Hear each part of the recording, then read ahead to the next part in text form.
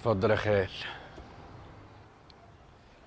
طب انا عندي سؤال بقى، لو اتاكد ان انت اللي اديت الفيديو المتولي هيعمل ايه؟ ولا اي حاجه. هيعمل ايه يعني اكتر من انه ضربني بالنار؟ نديم عارف ان هو لو جه ناحيتي مره تانية هتبقى دي نهايته. نديم ممكن يكون عصبي متهور لكن مش غبي. اكيد مش هيكرر اللي عمله ده مره تانية. عارف انا قلقان منه ليه؟ عشان انت حرمته من اكتر حاجه كان نفسه فيها، يعني ما عادتش هتفرق معاه. ما تقلقش، هو عقبال ما يفوق من الضربه اللي انا ضربتها له دي هيلاقي الضربه التانية في وشه. يعني من الاخر كده يا ناصر، من النهارده لا في راحه ولا بالراحه وعلى الكل. صدقني يا خال لو قلت لك اني ساعات بخاف منك. انا فعلا بخوف يا خال يا ابني. ما تخافش بقى حطيتني. طب والأندلة مدرسه هنعمل معاهم ايه؟ ده انا محضر لهم حته مفاجاه ما تخطرش على بالك. بص يا ناصر، انا ما اكرهش في حياتي قد الشخص الشمال اللي ما عندوش مبدأ. قصدك رؤوف؟ والوشمي. انا ما استغربتش لما الاتنين ضموا على بعض، لان الاتنين طينه واحده. زمان رؤوف خسر حبيبه ما فرقتش معاه. رؤوف يفرق معاه حاجه واحده بس، ان حبيبه ما تكونش الراغب. والوشمي زمان اديت له نسبته وبسماح نيه، بس هو عشان راجل طماع ساب بلده وجاي ورايا هنا عشان عايز اكتر. طب معلش يا خال بقى، انا بسأل كتير استحملني. الفلوس بتاعت الوشم دي بتاعت ايه؟ تقدر تقول يعني بدل جدعنه. لا ما فهمتش. افهمك. زمان يا ناصر لما رحت لبنان كنت لسه في بدايه حياتي. انا ما بنكرش الوشمي هو اللي فتح لي سوق هناك، ولعبت معايا وكسبت فلوس زي الرز، وشفت عينيه بتلمع على اللي انا بكسبه. وساعتها طلب نسبه اديت له، طمع اديت له تاني، بس هو عشان راجل طماع جاي ورايا لحد هنا. طب مش خايف يكونوا بيخططوا لحاجه؟ احنا كده بنحارب الكل يا خال، واللي يحارب الكل يخسر. يا باشا يخططوا، طول عمرنا هنفضل سابقين بخطوه، ما تقلقش. انا نفسي اعرف بس دماغك دي فيها ايه؟ دماغي وقلبي ما فيهمش غير حبيبه يا ناصر، حبيبه وبس.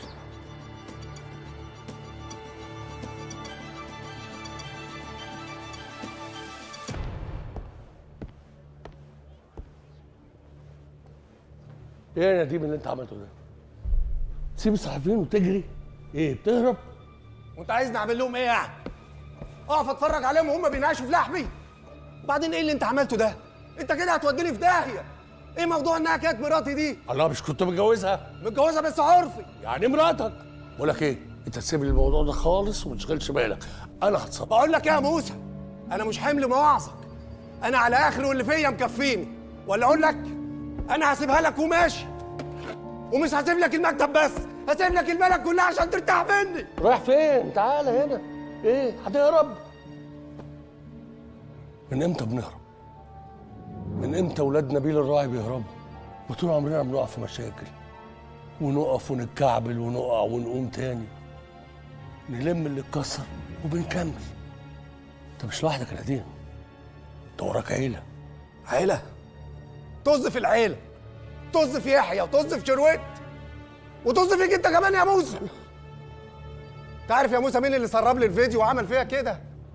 راغب، التعبان اللي انت بتحامله وعايز تدخله وسطينا. طب امسك اعصابك شويه عشان شكلك بقى وحش اهو، ومش كل مصيبه تقع فيها الشماعه بتاعتك هي راغب. اهدى واعل شويه. مش اهدى يا موسى، انا اللي مكوي بالنار مش انت. انا اللي سيرتي بقت على كل لسان، واللي بنيته في سنين بيتهد في لحظه. مفيش حاجه بتتهدى، ما تبقاش حمار. انا جنبك، وعمرك ما هتبقى لوحدك طول ما انا موجود، افهم ده. النار اللي بتتكلم عنها دي كلها كام يوم وهتهدى وهتبقى رماد. ديتها بس نخش مشروع جامد، نضخ فلوس جامده، نشغل ناس كتير، بعد كده اسمنا هيبرق اكتر من الاول. البيزنس واسم العيله هو ده كل اللي همك، انما اللي حصل لي ولا الهوا. بقول لك ايه يا موسى، عايز تدخل راغب معانا دخله، عايز تديله اسهم في الشركه اديله، بس من نصيبك يا حبيبي. وانا اللي عمله معايا مش هعديه، ورحمة ابويا ما هعديه، واللي يلعب مع الاسد يتحمل غدره. بتفرجوا على ايه؟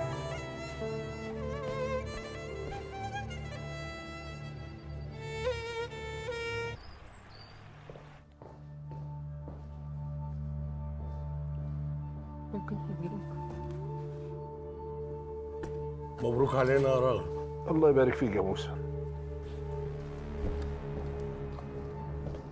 نديم بيه، مبروك علينا يا نديم. هاتي يا اختي. انا في منتهى السعاده النهارده لان راغب قرر انه ينضم لنا ويبقى جزء اصيل من مؤسستنا. كل اللي انا طالبه منكم ان احنا نظهر قدام الناس باعتبارنا ايد واحده، قوه واحده. مفيش حد يقدر يخش بينا ومفيش حاجه تقدر تكسرنا. دي فرصه رائعه انكم تنسوا كل اللي فات ما بينكم ونفتح صفحه جديده كلنا مع بعض. وخلوا بالكم المؤتمر ده مش بس علشان نعلن انضمام راغب لينا، لا، ده كمان علشان نوري العين الحمراء للسوق كله. لا يا موسى، انت مش عامل المؤتمر ده عشان توري السوق العين الحمراء وبس، لا، انت عامل المؤتمر ده عشان تنسي السوق الفضيحه الحمراء بتاعت الاستاذ نديم على حساب راغب، وعن طريق ان حضراتكم بتمنوا عليا وبتدوني فرفوته من الاسهم اللي هي المفروض من حقي. ولكن لو ده في مصلحه عيله الراعي انا تمام جدا، ما عنديش اي مشكله. انت يا جدع انت ما عندكش دم؟ مفيش حاجه بتملى عينك؟ ايوه. ولعلمك بقى انا ما وافقتش على المسخره دي الا عشان خاطر موسى، رغم ان انا عارف ومتاكد انك ورا الفضيحه اللي حصلت لي، الفضيحه الحمراء. طيب يعني هعتبر ان ده تصافي الكلام وان احنا فعلا بنبتدي صفحه جديده. هحاول اكون لطيف وهادي لاخر مره. نعمل حاجه تنسي الناس. مفيش حاجه هتتنسي يا موسى غير لما الصفحه القديمه تتقفل الاول. خلاص، خلي اللي في القلب في القلب والحساب يجمع. انا هقوم قبل ما اتعصب، وده في مصلحتكم انتوا الجوز. 5 دقايق وتبقوا جاهزين. مش عايز اسمع نفس.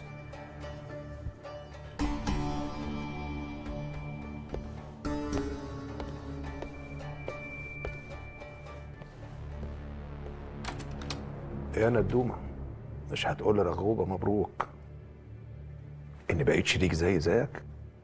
وانت مش عايزك تقلق، انا مش هاخد مكانك في الشركه ابدا. مكان كبير عليك يا راغب، ما تقدرش عليه. بالعكس، مكانك صغير قوي وعمري في حياتي ما هبص له. انت عارف يا راغب ايه الكلمه الوحيده الصح اللي قلتها من ساعه ما شفنا طلعتك البهيه؟ الحقيقه مش واخد بالي، اصل انا بقول كلام صح كتير قوي. ممكن تفكرني؟ انت لسه قايلها، الحساب يجمع، بس المره دي الحساب هيبقى عسير وهتشوف. هنشوف. اتفضل. ده اتفضل انت الاول. بقول لك اتفضل. شكرا. استنى. مش فايده.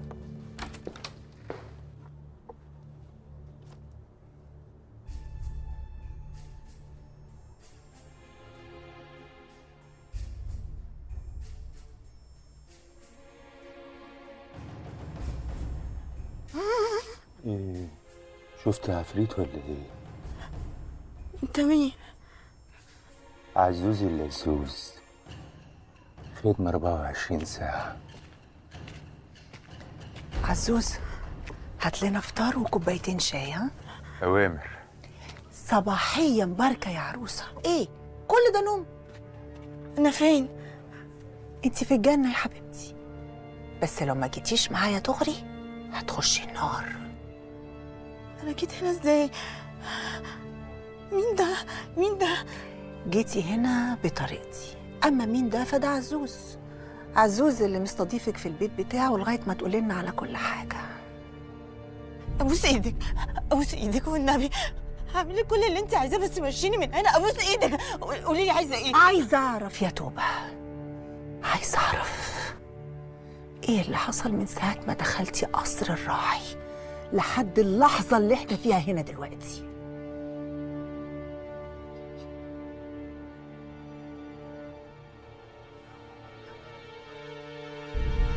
اهلا بحضراتكم وشكرا جزيلا لتلبيتكم دعوتنا.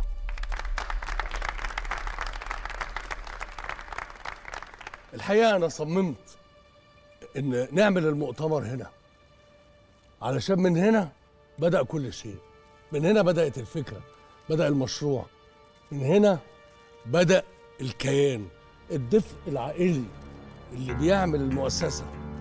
كل المعاني دي ما كانش ممكن ان احنا نحققها لولا التكاتف العائلي اللي كان ناقصه في الحقيقه. ضلع اصيل كان غايب فتره طويله، اخونا راغب نبيل الراعي اللي راجع لبيته لمؤسسته. اهلا بيك يا راغب يا راعي.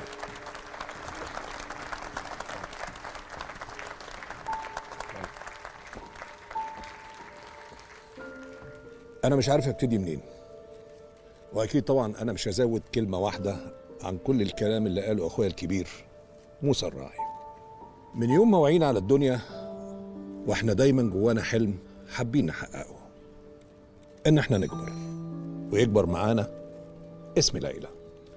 لكن بفضل إخواتي موسى ونديم الراعي قدروا يحققوا الحلم ده ويحافظوا عليه.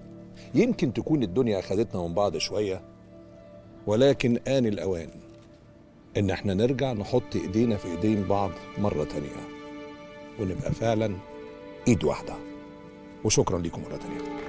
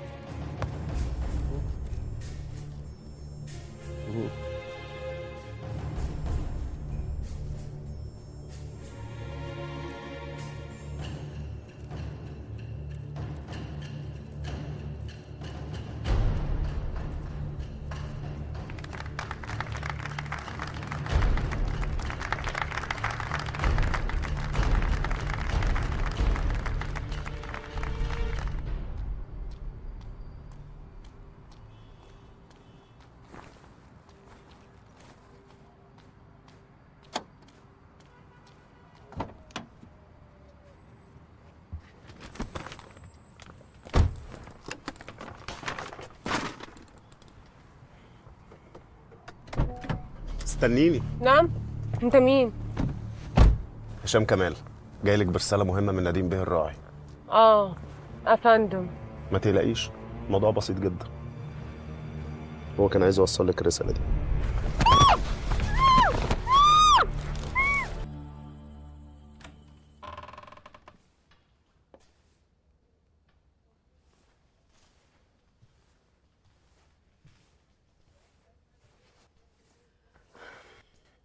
قلت اجي ابارك لك بنفسي.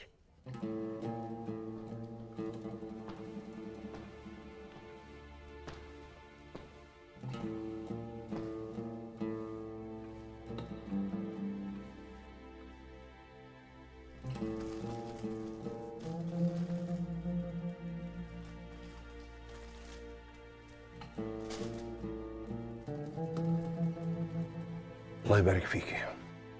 مبروك اللي وصلت له. تهيألي ده اللي كنت عايزه.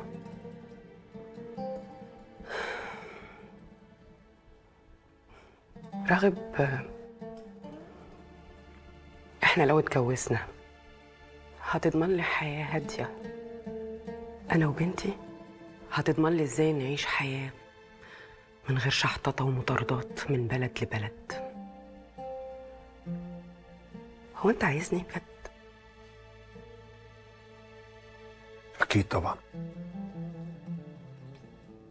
أكيد عايزك أنت وبنتي، مش عايز أكتر من كده من الدنيا بحالها. امتى؟ يعني قريب جدا. انا هقول لك امتى، لما تخلص مشاكلك وصراعاتك مع الناس اللي انت شغال معاهم بره، مش كده؟ ممكن تبطلي تظلمي فيا؟ مش كفايه اللي انت كنت هتعمليه؟ كنت عايزه تحرميني من بنتي زي ما اتحرمت منها السنين اللي فاتت دي كلها. انت ازاي كنت هتعملي كده؟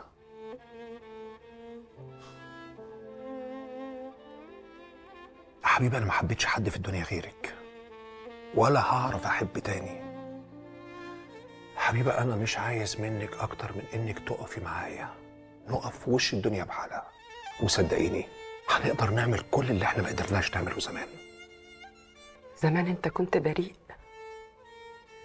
لكن دلوقتي انت اكبر خطر عليا انا وبنتي. انا يوم ما احس ان انا خطر عليكي وعلى بنتي، انا من نفسي اللي هبعد عنك وهختفي تماما. لو عايزنا انا وفريده يا راغب، انا قلت لك 1000 مرة نسافر، نروح بعيد من هنا، نعيش حياة عادية زينا زي كل الناس، حياة بعيدة عن الصراعات والمشاكل. وانا قلت لك بدل مرة 1000، انا مش هقدر اتحرك من هنا الا لما اخلص كل اللي انا جاي عشانه. شكلك مش هتلحق، لان وقتها انا كنت اتجوزت. ايه؟ ناوية ترجعي الرؤوف تاني؟ لا، المرة دي اخوك نديم طلبني للجواز.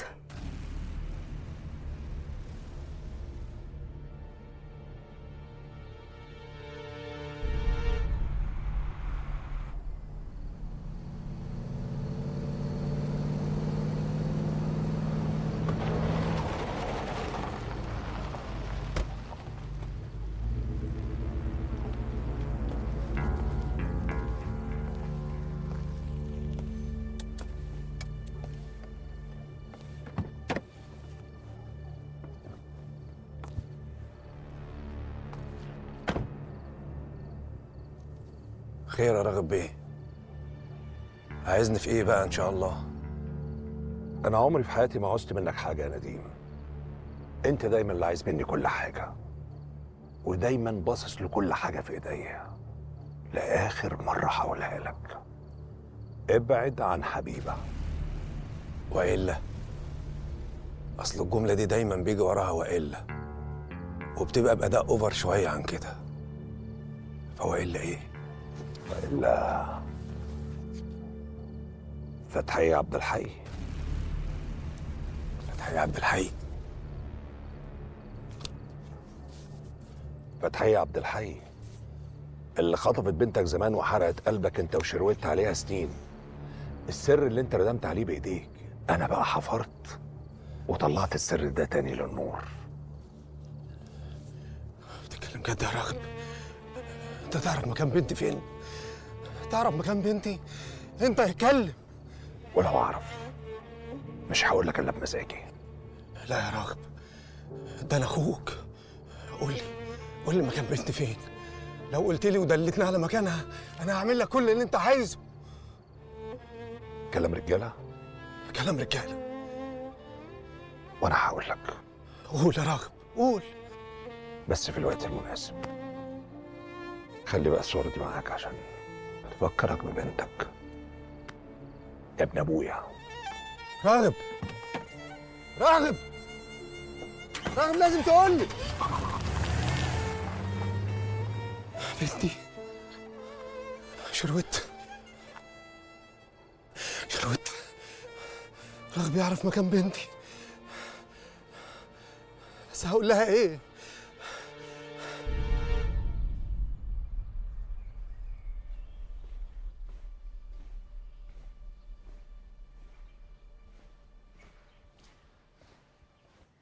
ازيك يا عزيزة؟ الله يسلمك. دلع السلامة يا عمي. الله يسلمك. ايه يا أشرف؟ من ساعة ما طلعت من السجن وأنا عايز أعرف عملت إيه في موضوع أبوك مصطفى مع ولاد الراعي؟ هانت يا عمي، هانت. فات الكتير وما بقاش أشرف ابن الحاج مصطفى عبد الكريم، إما جبت حقه من اللي موتوه وعاشوا في خيره. عارف يا أشرف أنا إيه اللي مصبرني ومطفي النار اللي جوه قلبي على أبوك الله يرحمه وأخوك ربيع؟ حاجة واحدة بس، هي إني متأكدة إنك مش ساكت، وفي يوم من الأيام هتنتقم لأبوك، ترجع أخوك تاني. يما احنا اللي هنعيده وهنزيده. كل اللي شافوا الحادثه قالوا ان ربيع الله يرحمه راح في الحريقه. ما تقولش كده، أخوك عايش. قلبي بيقول لي إن ربيع ابني عايش. اوعى تقول كده تاني، ما تخلينيش أغضب عليك. حاضر يما، حاضر. اهدي يما، اهدي. حاضر حاضر. من ساعة ما دخلت السجن كل ليلة بحلم نفس الحلم. بحلم إني بقتلهم بإيدي. أنا طالع من السجن والنار في قلبي يا أشرف، وآخد حق أخويا حتى لو كان فيها موتي. هيحصل يا عمي، هيحصل صدقني، بس من غير يعني ايدينا ما تطولها الدم. إزاي يعني؟ اهدى يا عمي، اهدى. هما كده كده هيخلصوا على بعض.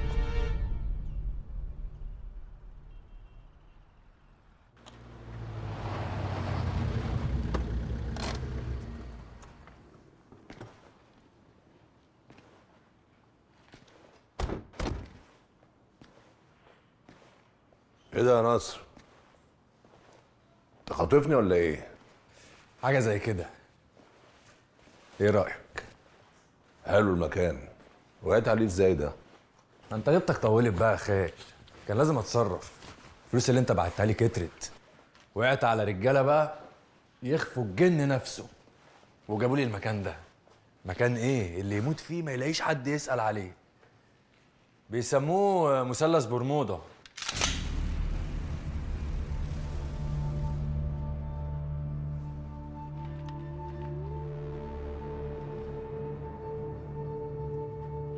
ايه ده يا نصر؟ اثبت يا راغب، ما تستعجلش على موتك.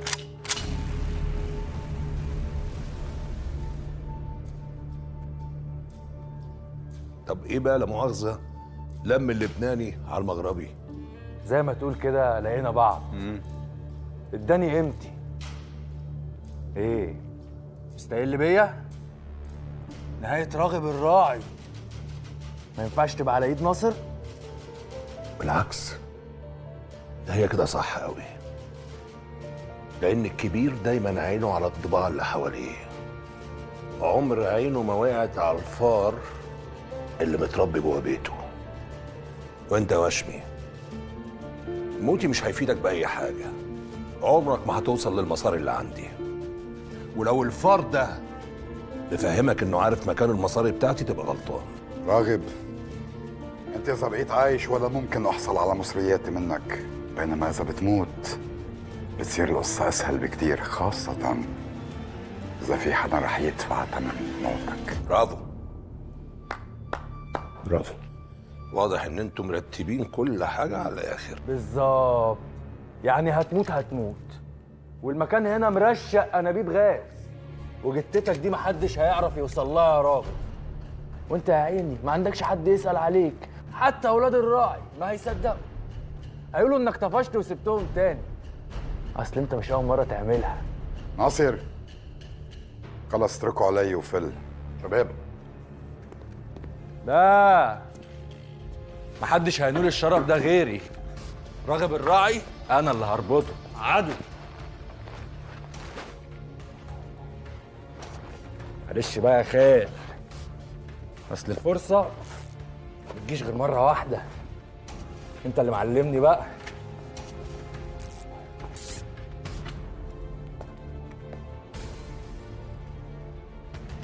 ليه يا ابني كميه الكره اللي جواك من ناحيتي دي؟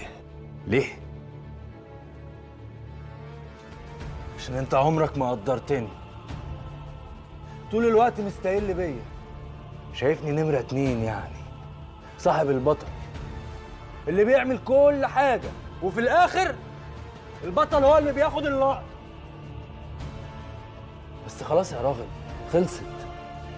جه الوقت بقى اللي اتصعد فيه واطلع على القفيش. ايه؟ مش من حقي؟ صدق اللي قال تقي شر من احسنت اليه.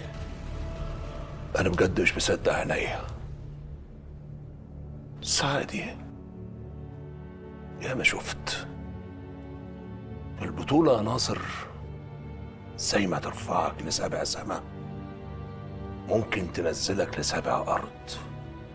احمد ربنا إنك جنب البطل، هتنور أكتر بدل ما تدفن بالحياة. رؤوف، أنا عملت اللي علي. جهز الفلوس. اتفضل يا رؤوف باشا. اتفضل يا باشا. اتفضل يا باشا. معلش المكان بقى ايه قديم ومتهالك كده شويه، بس ده ايه لزوم السسبنس بقى، انت فاهم يعني. تعالى يا باشا من هنا اهو. ايه اليوم الحلو ده؟ رؤوف الديناري؟ ايه اللي جايبك هنا يا رؤوف؟ نديم الراعي. الله، ده الحبايب كلهم متجمعين. اللي جابني هو اللي جابك يا نديم. بس دي فلوس راغب الراعي، وفلوس راغب الراعي النديم الراعي. ده أمارة ايه؟ صلوا على النبي يا بهوات، صلوا على النبي وتعالوا سلمكم المصلحه الاول، وبعد كده ايه قسموها براحتكم. اتفضلوا يا باشا. اتفضل يا باشا. اتفضل من هنا اهو.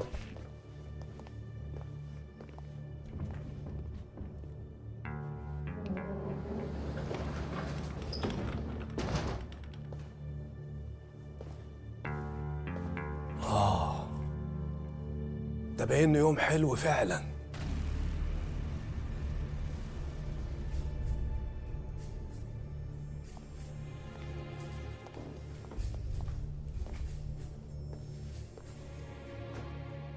الحلقة دي اتصورت،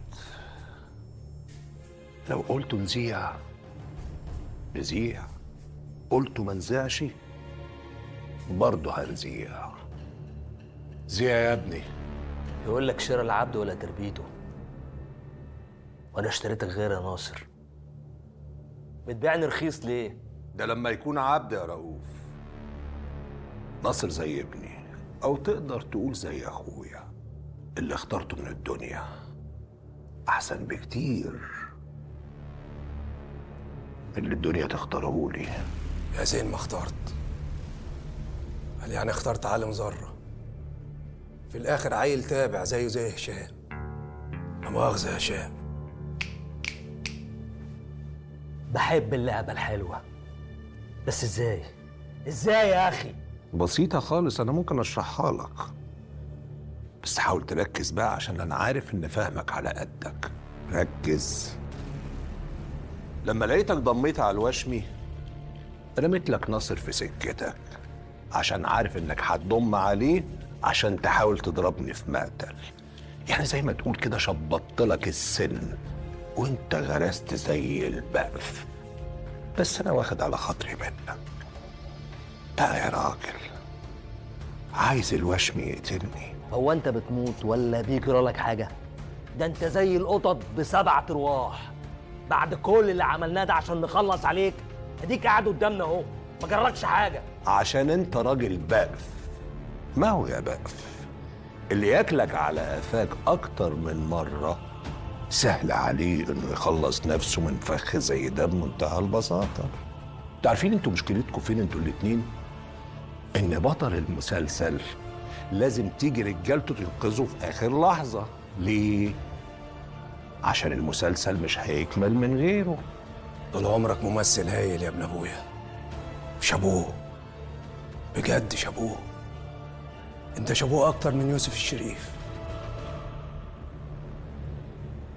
مبدئيا يا رؤوف انت لازم تختفي اليومين دول، لان الوشمي لو عارف ان انت غدرت بيه وحطيت ايدك في ايد ناصر عشان توصل لفلوسي ساعتها مش هيسيبك، ولو شافك. انا ما غدرتش بحد، ما خدتش فلوس حد عشان اغدر بيه. هو الوشمي كان عايز ايه؟ يحط ايده على فلوسك. تبقى غدرت بيه. على كل حال اطمن، انا كده كده وصلت له المعلومه، يعني هتتهان هتتهان.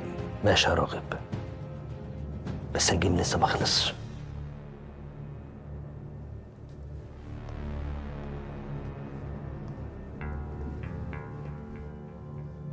معقول يا نديم يبقى عندك فلوس تسد عين الشمس ولسه جعان زي ما انت؟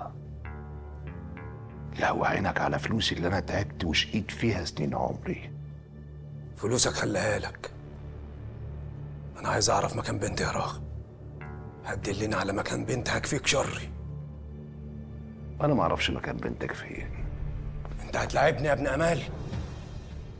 حتى لو عندي اجابه تهديك وتطفي النار اللي في قلبك مش هقولها لك، عشان اسيبك تاكل في نفسك كده طول عمرك. لو انت فاكر ان انا هفضل اتفرج عليك وانت بتلعب بيها تبقى غلطان. انا برضه نديم الراعي وايدي طايله. اتقل تاخد شغل نضيف يا راغب. وانت مش ملاحظ يا نديم ان انا من يوم ما رجعت من بره مصر وانت ما بتقولش غير الجمله دي؟ حاول تجدد، اعمل حاجه. هتشوف يا راغب.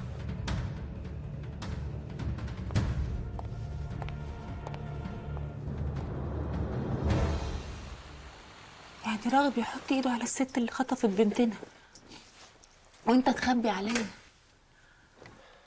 وبدل ما تمسك فيه لغايه لما توصل لها سبته وجريت ورا الفلوس؟ ما كانش غرضي الفلوس، انا كان غرضي مصارينه تبقى في ايدي عشان اعرف مكان البنت. وانا فعلا حاولت اكلمها بس ما عرفتش اقول لك ايه. اديك لا طولت الفلوس ولا طولت البنت. بس انا احساس ان راغب ما يعرفش حاجه. لا، ما يعرفش مكان البنت. هو كان غرضه يقهرني مش اكتر. امال الصور اللي بعتها لك دي ايه؟ مش عارف يا شربت، مش عارف. أنا كل ما ارجع افتكر اللي حصل ببقى هتجنن. ازاي الست دي خطفت البنت من قبل ما ناخدها في حضننا، او من قبل حتى ما نختار اسمها. ايه ده يا نديم؟ اول مره اشوفك موجوع قوي كده.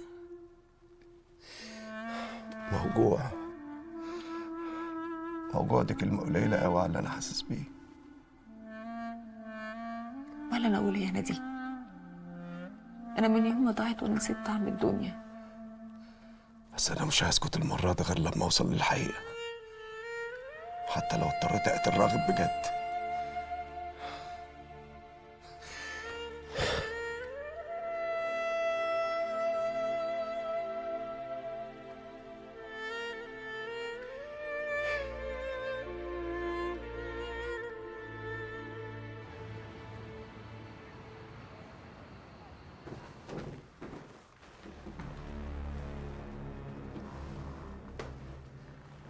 ايه اللي عمل فيك كده؟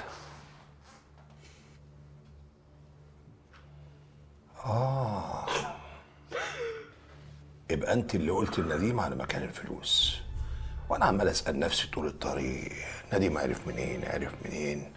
اتاريك انت اللي قلت له. راغب ده كان هيموتني بجد. انت ما بقتش شايفني؟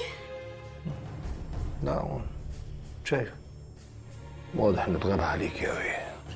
بقولك يا نور، انت عارف انا بحبك قد ايه، بس اللي بيحصل ده لا في صالحك ولا في صالحي. انت خلاص بقيتي كارت محروق، يعني لازم تاخدي بعضك وتنزلي على لبنان فورا. وجودك هنا بقى في منتهى الخطوره عليكي وعليا. راغب والله انا كنت عارفه ان انت نقلت الفلوس، عشان كده قلت له مكان الفلوس القديم. حبيبتي انا مصدقك، حاولي بس تفهميني.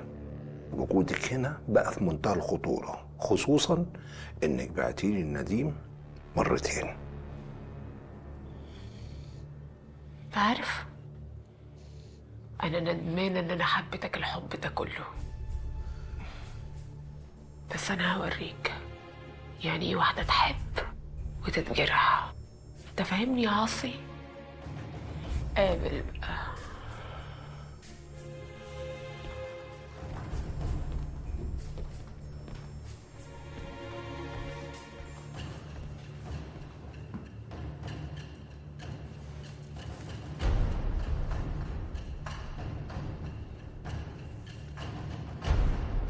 الو. ايوه يا ناصر، خليك ورا نور، بشكلها كده ناوية تعمل مصيبة.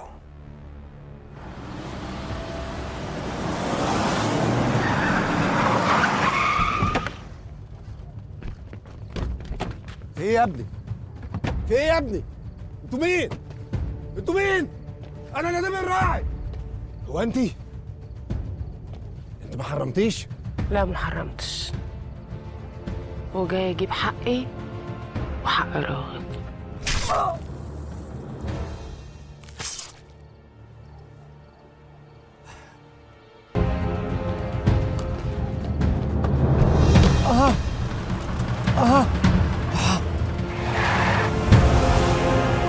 هشام، يا هشام، الحقني يا هشام.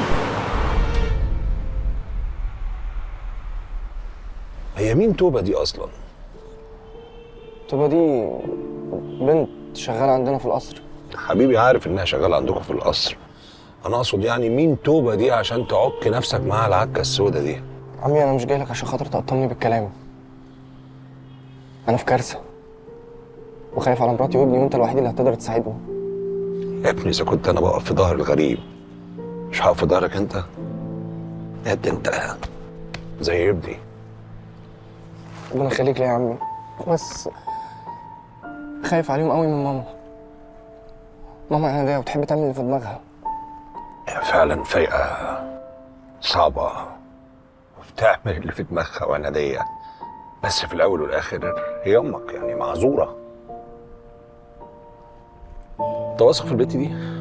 أقصد يعني ما تكونش البت دي بتشتغلك عشان تلبسك العيل اللي في بطنها. أيوة طبعا، لا طبعا واثق فيها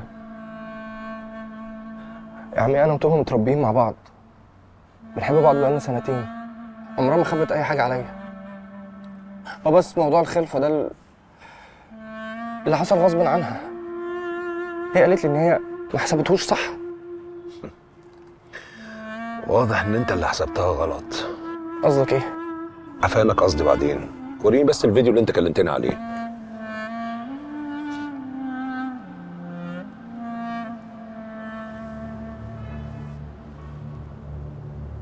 ايه ده؟ ده عزوز. وانت تعرفه؟ ابن عم امك. وقت طول عمره شمال وسكته مش سالكه. طب وبعدين هنعمل ايه؟ احنا لازم نتصرف. ولا اي حاجه. اعتبر ان الحوار ده خلصان. انت فعلا بتحب البت دي؟ هتصدقني لو قلت لك ان انا مش عارف؟ بس اللي انا عارفه ومتاكد منه ان انا مش هتخلى عنها ولا عن ابني. يا ابني يا حبيبي، الواد لو طلع فعلا ابنك احنا اول ناس مش هنتخلى عنه ولا عنك. عمك في ظهرك. لما تشوف مين اللي بيزن ده؟ ده نصر. ايه يا نصر؟ فين؟ طيب هفتح لك.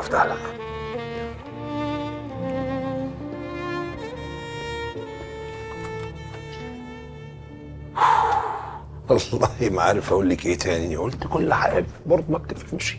يا بنت الحلال، مش احنا اتفقنا انك تسافري لبنان عشان ما نخسرش بعض؟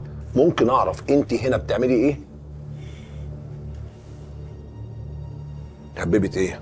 عملت مصيبه كبيره قوي يا خال. بتحفيني. اخدت حقك وحقي وقتلت نديم. انت بتقولي ايه؟ انت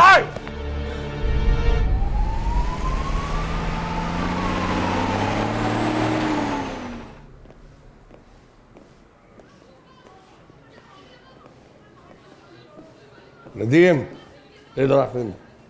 نديم، ايه يا ابني دوامك في السرير وقعدك كده؟ زهقت من نومة السرير يا موسى، زهقت. ايه ده؟ ايه اللي جابه ده؟ يقتل القتيل ويمشي في جنازته. اطلع بره بره. اقعد ريح بس. بره. في ايه؟ يا ابني انا لو عايز اذيك انا كان في ايدي بدل الفرصه 3. عارفهم ولا اعدهم لك؟ كلام فاضي. انت عايز تخلص مني عشان عرفت كل حاجه. ايه اللي انت عرفته انت راجل؟ ولا اي حاجه يا موسى. هو عمال بيلف حواليا زي الدبانه ونفسه يطلع بمعلومه واحده، ولا اي حاجه. لا بقول لكم ايه، انا مش هقف وسطكم وطيشه كده. في ايه؟ بتبطلوا لعب العيال ده؟ لعب العيال ده هو اللي عايز يحمي العيله من شر اخوك. عارف يا موسى اخوك اللي مش لاقي ياكل ده وجالك عشان تحلله مشاكله كان شغال ايه في لبنان؟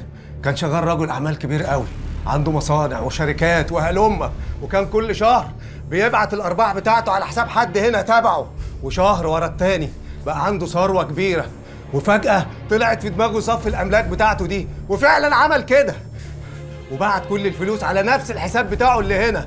والمفاجاه يا موسى ان كل الفلوس دي خرجت من البنوك في يوم واحد. نفس اليوم اللي رجع فيه من لبنان.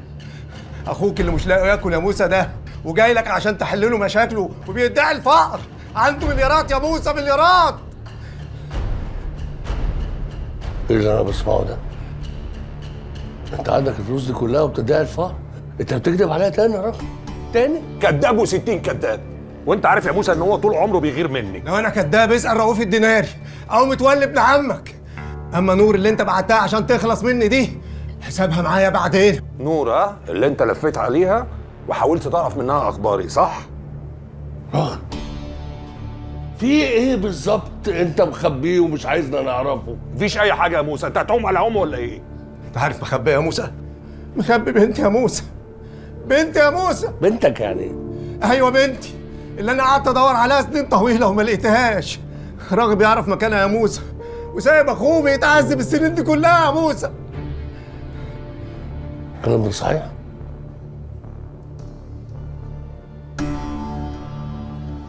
الكلام ده صحيح؟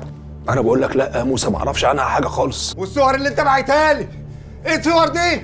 واحد بعتها لي، اكيد عارف علاقه الحب اللي بيني وبينك وعايز يزود النار اكتر. وانت عايز تخليني اصدق الكلام الفارغ ده؟ لا مش هصدق الكلام الفارغ ده، مش هصدق. بقول لك ايه، تصدق ما تصدقش انت حر. اللي بيزرع ورد بيحصد ورد، واللي بيزرع شوك بيحصد شوك يا نديم. راجل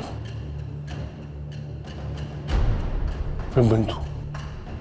رد عليا. انت عارف مكان بنته؟ لا اوعى تفتكر ان انا طيب وحنين على طول، لا انا كده مع اللي احبهم بس، لكن قلبتي وحشه. فين بنته؟ قلت لك ما اعرفش.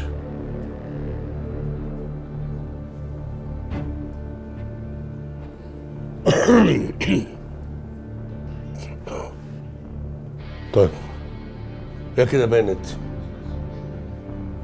بصراحة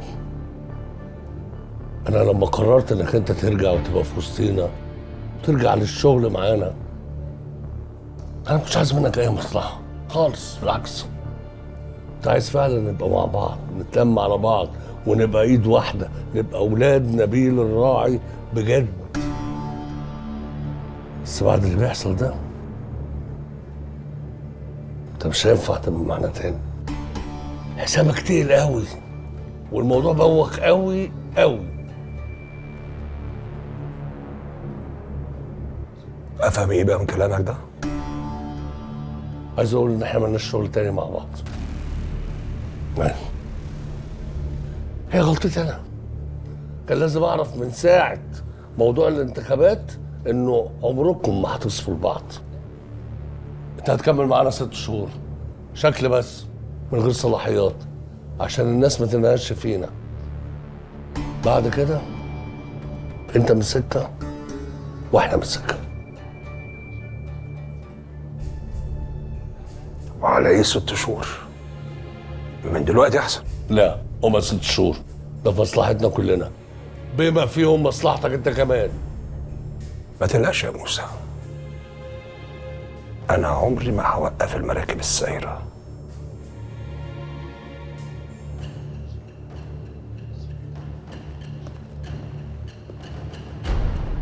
انا مش هسيبه يا موسى، مش هسيبه غير لما الاقي بنت.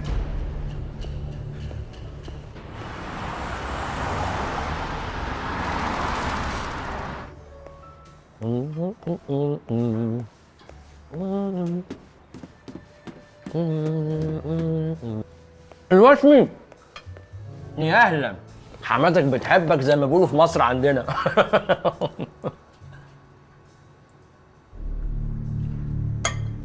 قالوا لي عنك واطي وغدار، بس انا ما صدقت. ما عم بفهم شو بدك تعمل يعني؟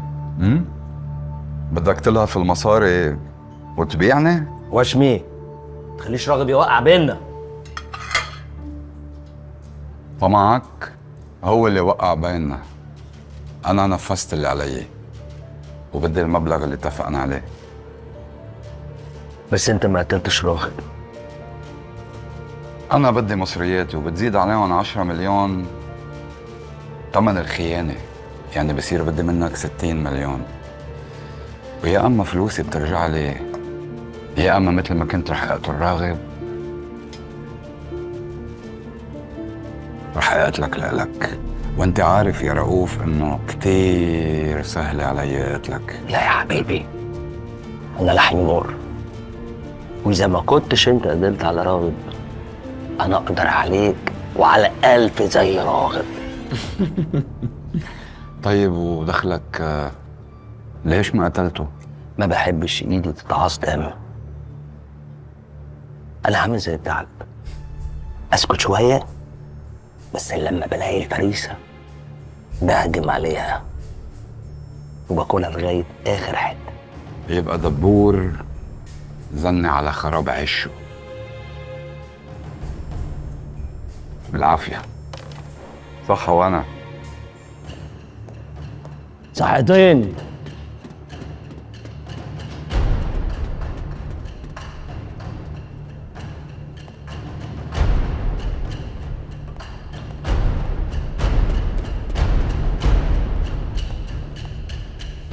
ماله ده؟ انا مش هسيبه واشمي. اهو انت كده طول عمرك يا رؤوف بتبيع كل حاجة عشان مصلحتك. وريني بقى هتعمل ايه مع الطور الهايج اللي اسمه الوشم ده. بقول لك يا متولي، احنا في مصيبه، مش ناقصين الكلام بتاعك ده. لا بعد الشر عليا، ما تجمعش، انت اللي في مصيبة. يبقى كده؟ اه كده. بس لو عايز متولي الراعي يقف جنبك، متولي الراعي في الخدمة، بس اهم حاجة تعمل اللي اتفقنا عليه، سد الديون اللي علينا.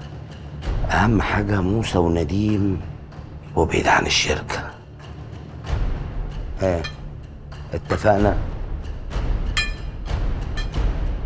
انا والشفا. سلامتك يا بص. الف سلام عليك. ازاي ما اخدش خبر؟ ده انا دراعك اليمين، ما خدتش ضربه مكانك، ابقى لازمتي ايه بس؟ مش مستاهل يا شاه، دول كانوا شويه عيال هلفيت وانا قدبتهم. ومين الجرأ يعمل كده؟ 10 عيال ملثمين نطوا على القصر امبارح. بس دول شكلهم على الابيض يا باشا. مين يستجرى ينط على قصر الراعي؟ فاكرينه قصر الكبابجي. طب وانت عملت ايه يا بص؟ وقعت ال11 كلهم وطلعت بالخربوش ده. 11؟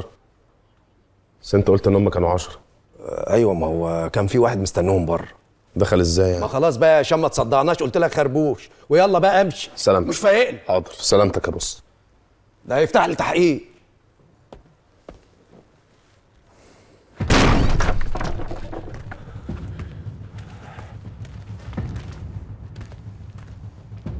عمي، هو ده السرير اللي كان موجود في الفيديو. انا قلت لك المكان ده يخص عزوز، واكيد امك خافيه البت هنا. طب وبعدين ايه اللي حصل لها؟ ودوها فين؟ في الحفظ والسون يا حبيبي. توبه فين يا فايقه؟ عزوز، خد باسل واطلعوا بره، عايزه اتكلم مع راغب كلمتين. انا مش هتحرك من مكاني غير لما اعرف مراتي وابني فين. مراتني عمرها ما هتبقى مراتك، واللي في بطنها مش ابنك. ما تفوق بقى من الوهم اللي انت فيه. لا هي مراتي وهو ابني، انت بس اللي مش عايزه تصدقي عشان انت بس على الموضوع من فوق. فوق ايه وتحت ايه؟ هي اللي اعترفت لي بعضمة لسانها، كانت عايزه تشيلك شيله مش شيلتك. يا ابني افهم، اكمل ولا اعمل ايه ولا اقول ايه؟ طلعوا بره يا اخي. تعالى معايا يا باشا، ست الناس عايزه مصلحتك. اوعى ايدك ما تلمسنيش، انا مش هتحرك من هنا قلت لك. يا ابني انت غبي ما بتفهمش. طلعوا بره يا عزوز. ما حدش هيحركني من هنا، انا عايز اعرف ايه. روح معايا. عمي بعد اذنك مش اسمع الكلام، سيبني معاها بس، ما تقلقش، اطلع. يلا روح، يلا.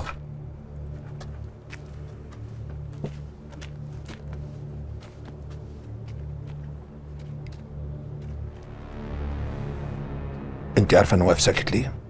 عشان لو فعلا البت دي بتشتغله، انا اول واحد هقف في ظهره وهخلعه من القصه دي. بس لو اللي في بطنها طلع ابنه، انا هسيبه يعمل اللي هو عايزه وغصب عنك يا فايقه. انا مش فاهمه، هو انا كل ما امشي في طريق الاقيك طالع لي قدامي ايه؟ مش يمكن انت اللي ماشيه في سكه مش سكتك؟ الله، سكتي وانا حره فيها يا اخي. حاجه غريبه قوي، كل واحد يمشي في السكه اللي هو عايزها، وانا اللي بيجي قدام سكتي بمحيه من قدامي خالص. ما اتغيرتيش يا فايقه، الدنيا نفسها ما قدرتش تغير فيكي حاجه، طول عمرك بتاعت مصلحتك. لو النبي، مصلحتي انا ولا مصلحتك انت؟ ده انت من ساعة ما جيت يا أخي وانت مش عايز تضيع فرصة واحدة عشان تخلص فيها على أخوك نديم، وأديك عملتها. بقول لك ايه، أنا ماليش دعوة بكل المهاترات بتاعتكم، انتوا حرين في بعض. فلوس موسى ونديم هتبقى من حق باسل موسى الراعي، فاهم؟ فأحسن لك بقى امشي، ها امشي امشي، يلا يلا. فلوس يا فايا اللي بتتكلمي عليها؟ واضح ان فلوس عيلة الراعي عامله لك حاجه في نافوخك لدرجه ان هي نسيتك احنا هنا بنعمل ايه. بص يا فايا، احنا هنا عشان مشكله باسل ابن اخويا اللي هو المفروض ابنك. وخليني اقول لك نصيحه يمكن تنفعك في حياتك. الدنيا عمرها ما هتمشي على مزاجك طول الوقت، وده ليه؟ عشان راغب الراعي بقى موجود. يمي تصدق خفت وقلبي وقع في رجلي. لا، الدنيا هتمشي على مزاجي مش زي ما انت عايز. عارف ليه؟ عشان عارفة كويس قوي انت عايز ايه وتعمل ايه وجاي ليه. يلا بقى، سلام.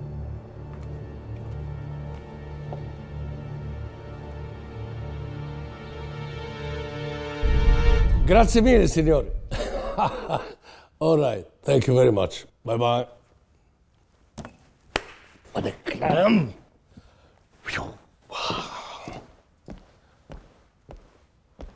بركاتك بقى يا حاج، الموضوع ده حياة وموت بالنسبة لي.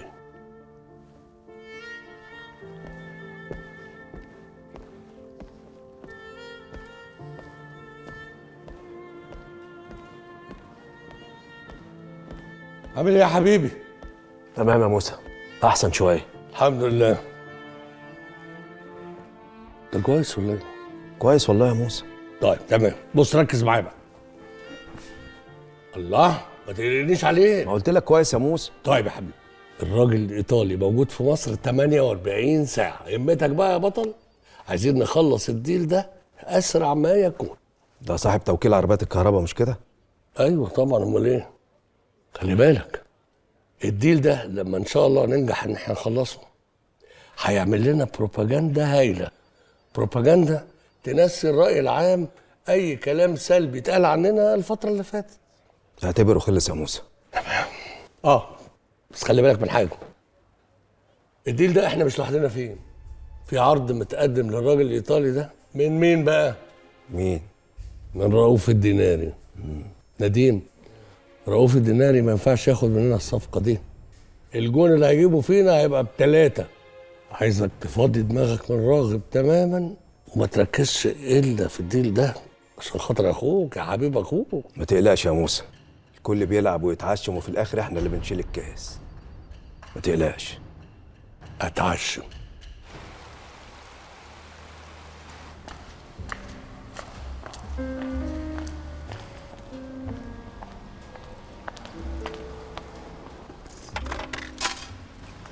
نديم بيه، أسفة على التأخير. سينيور كارلو نازل حالا.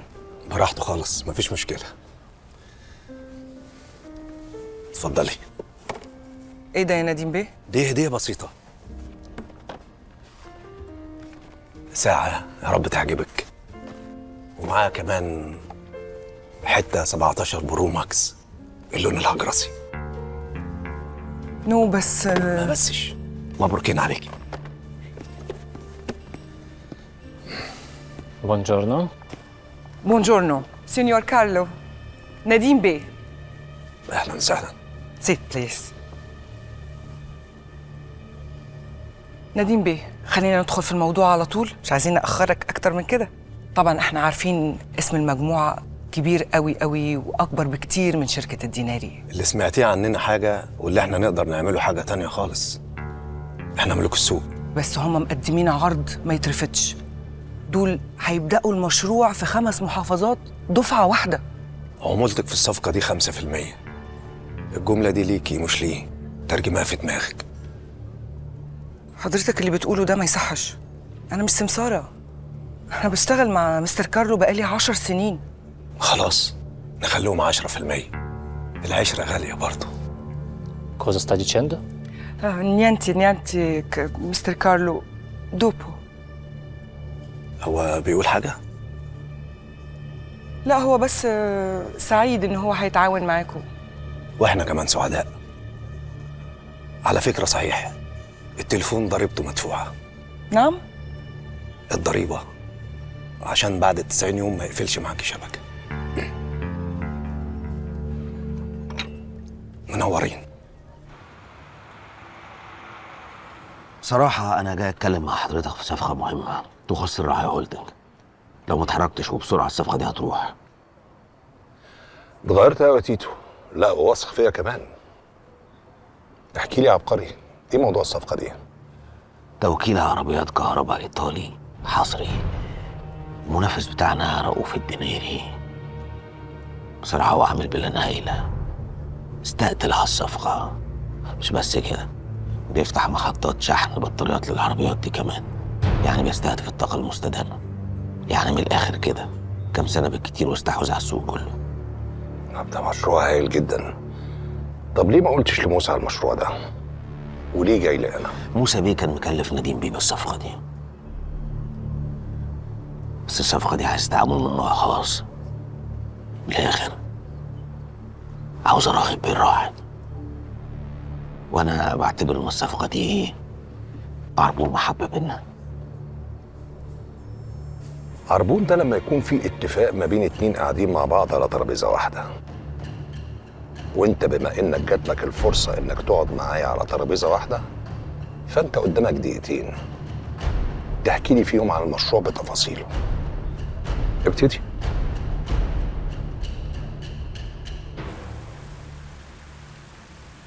موسى لو سمحت ممكن تسمعني؟ ممكن انت بقى تسمعيني؟ انا قلت لك وبالذوق كذا مره من فضلك يا فايقه مالكيش دعوه بالموضوع ده خالص، سيبيهولي وانا هتصرف.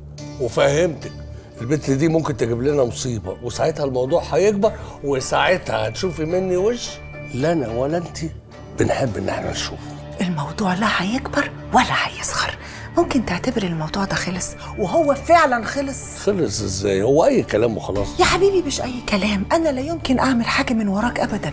انا عرفت واتاكدت ان البنت دي كانت مصاحبه واحد وبقت حامل منه وعايزه تلبس اللي في بطنها لابننا. يعني ده مش ابن باسل.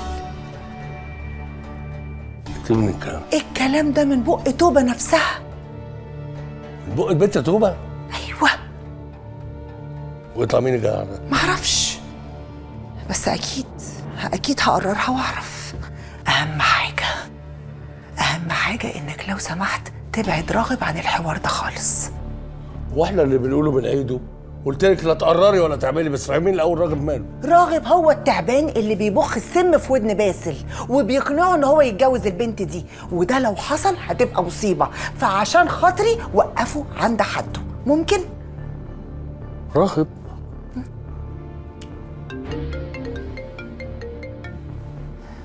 انت فين يا نادين؟ انا داخل عليك اهو. باشا ما كلمتنيش ليه؟ ما انا جاي لك بقول لك. مش تكلمني عشان تطمني؟ انا قابلت كارلو والبنت اللي معاه والموضوع تمام. دفعت دم قلبي والله يا موسى. طيب وبعدين؟ بقول لك دفعت دم قلبي. ما تخلص بقى، انت هتنقطني ولا ايه؟ ما قلت لك يا موسى الموضوع فاضل له تكه ويخلص. سيب لي الموضوع، مالك قلقان كده ليه؟ هي يعني اول مره؟ انا داخل عليك اهو. يلا انا مستنيك.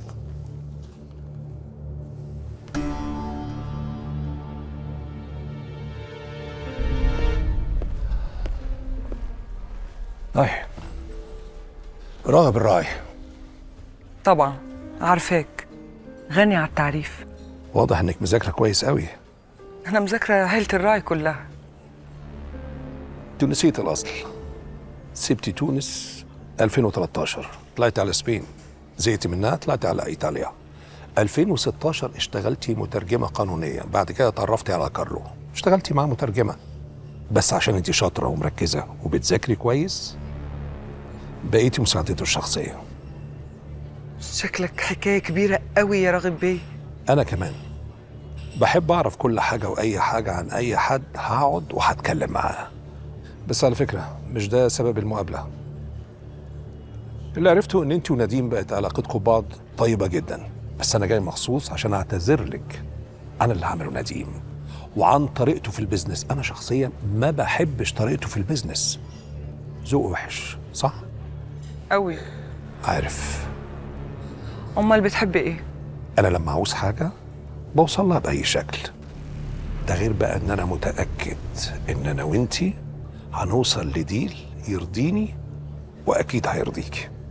بس كارلو مايل اكتر للشركه التانية، الناس جاهزين اكتر، وبعدين عندهم مراكز توزيع في 5 محافظات، منظمين اكتر. وبعدين نديم بيه كان فاكر ان هو ممكن يشتريني. احنا عمرنا في حياتنا ما بصينا تحت رجلينا، احنا طول عمرنا بنبص قدام وبس. علشان كده احنا ولاد الراعي. احنا عايزين نخلق سوق حقيقي، والسوق الحقيقي ده مش هيتخلق من الوكالة، لكن يتخلق بالصناعة. احنا ملوك الصناعة. مظبوط. بس ده ايه علاقته بالصفقه؟ احنا مش عايزين التوكيل بتاعكم. امال عايزين ايه؟ احنا عايزين السيستم والتكنولوجي، او زي ما بيقول عندنا هنا في مصر عايزين سر الصناعة. عايزين طريقة وتشغيل العربيات الكهرباء، لكن الصناعة احنا هنصنع هنا في بلدنا. مصانع ولاد الراعي هنا موجودة في كل مكان. أقل مصنع عندنا بيشغل 3000 عامل، يعني طاقة إنتاجية مش هقولك عليها، ما حدش يقدر عليها، لا أنتي ولا الخواجة بتاعك ده. انت مش شبه اخوك خالص. أنا مش شبه حد، أنا راجل بتاع بيزنس. ما تعالي نحسبها بالعقل. لما حضرتك تديني التوكيل يبقى أنا كده طول عمري هفضل تحت منكم، وأنا ما أحبش أكون تحت حد. أنا طول عمري أحب أكون فوق. يعني من الآخر كده العربيات الكهرباء لازم تكون من إنتاج مصانعنا. فهمتي قصدي صح؟ فهمتك، بس الموضوع ده محتاج تفكير. فكري براحتك. مستر كارلو طيارته بكرة، يعني معانا وقت كبير. وبالنسبة للعرض اللي مقدمه رؤوف أنا ممكن أزود عليه 20% كمان، وما تقلقيش كله هيكون مكتوب في العقود. واضح ان انت مش جاي تلعب. عارفة الفرق بين البركة والبحر؟ طبعا. أهو ده الفرق بين الراعي والديناري. شكلك يومك كان طويل قوي. قويتك سادة من غير سكر مش كده؟ صح. عشان الطعم الحقيقي ما يتغيرش. ظهر فيك تفهم في الناس برشا. برشا برشا مزيانة. من فضلك 2 قهوة من غير سكر.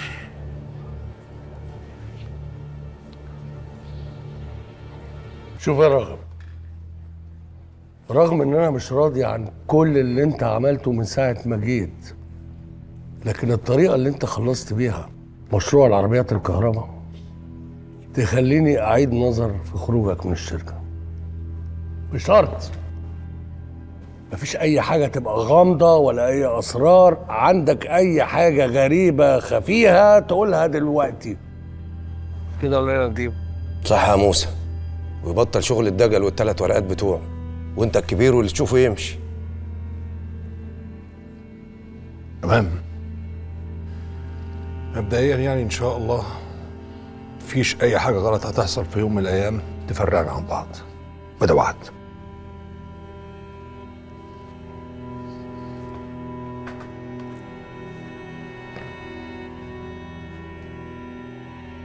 ده وعد. اي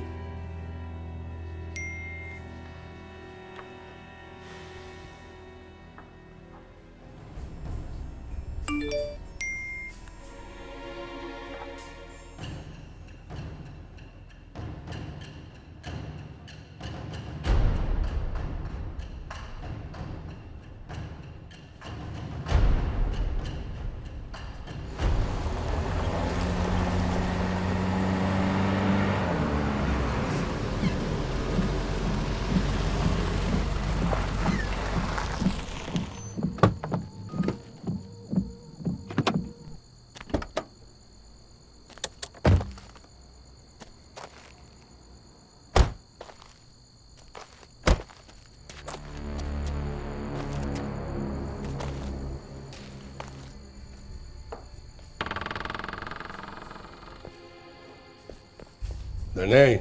صحيه ولا هنقلقه؟ صحيح.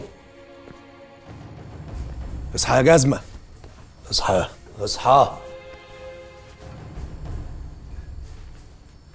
ده ميت. اكيد. قلت لك يا موسى في حد ورانا بيعمل المصايب دي كلها. المشكلة مش في اللي مات،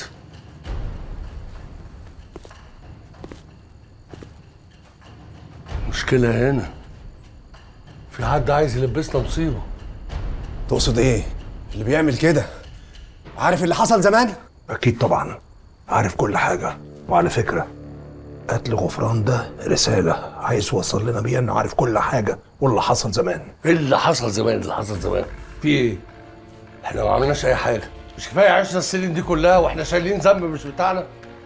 احنا نبلغ، احنا ما عملناش حاجة، نخاف من ايه؟ ده هنخاف طبعا. بوليس يعني ايه؟ يعني تحقيق واسامينا مكتوبه. عندك استعداد تخش في سين وجيم؟ بيتكلم صح يا موسى، بيتكلم صح. في صوت بره. ايه الصوت ده؟ في حد بيجري هناك اهو.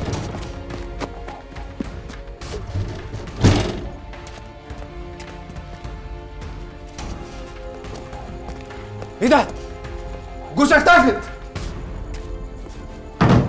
ايه ده؟ يعني ايه اختفت؟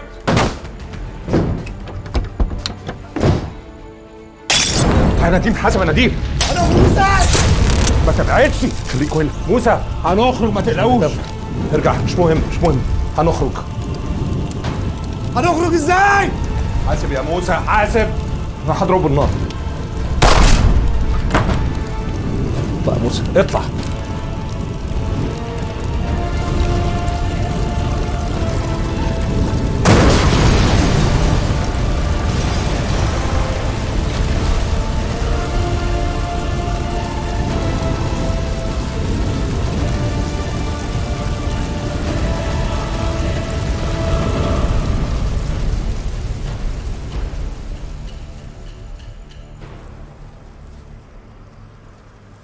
ايه اللي انت عملته ده بس يا عمي؟ انت كده ضيعت مني مجهود سنين. بلا مجهود بلا بتاع يا اشرف. انا ما عنديش الصبر اللي عندك. انا حلفت اخد طار اخويا وبسرعه. عمك عنده حق يا اشرف، انت كده بتضيع حق ابوك. انت اللي بتقولي كده يا اما؟ ده انت اللي بايدك طفيتي ضهري القايده في قلبي لحد ما اخطط وارتب وادخل وسطيهم وابقى واحد منهم. كان ايه لازمتها بقى عيش مرمطون عند اللي قتل ابويا لما اللي انا عملته في سنين عم كده يقعوا في لحظه؟ ما بقاش في صبر يا ابني، 14 سنة وانا مستنياك ترجع حق ابوك الله يرحمه. طمني يا عزيزه، حق مصطفى هيرجع. لو اشرف عرف يبقى خير وبركه، ما عرفش هحرق الارض من تحتيهم واجيب حقه. تقدر تقول لي احنا استفدنا ايه لما انت قتلت غفران؟ عينه شافت الحق ولسانه نطق بالباطل. لو كان شهد بالعدل زمان كان حق ابوك رجع، كان اخوك فضل وسطينا، كان ملكي وملكك وملك عيلة عبد الكريم كلها لسه موجود، وما كانش الكلاب دول قامت لهم قومه. كان السجن اللي كان عمري كان عمرهم هم. كفايه ولا اكمل يا ابن اخويا؟ كفايه يا عمي كفايه، بس خليك فاكر ان انت اللي دايما كنت بتعلمني وتقول لي ان السيف في ايد الغضبان يقطع ايده هو. يا خوفي يا خوفي النار اللي انت جاي تولع بيها تمسك فينا احنا.